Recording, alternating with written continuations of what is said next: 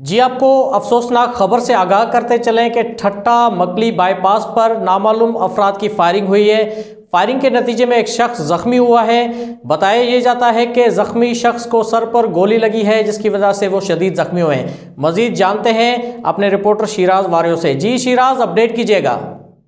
हाँ जी बिल्कुल। मकली बाईपास के करीब एक मोटरसाइकिल सवार नामालूम अफरादों की अंदाजन फायरिंग से एक शख्स जख्मी हो गया था।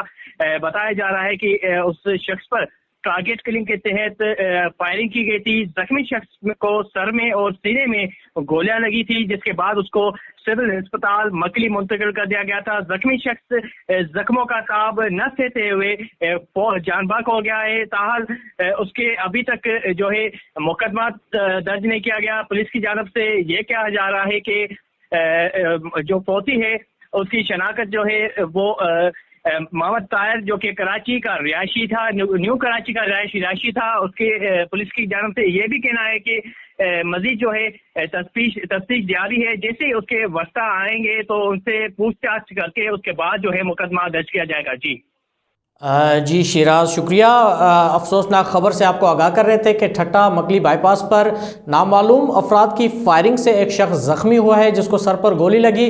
जख्मों की ताब ना सहते हुए जांबक हो गए हैं, जो कि कराची के रिहायशी बताए जा रहे हैं। हमें अपडेट कर रहे थे शिराज वारियो। देखते रहिए मजीद खबरों के लिए वर्ल्ड न्यूज़ उर्दू।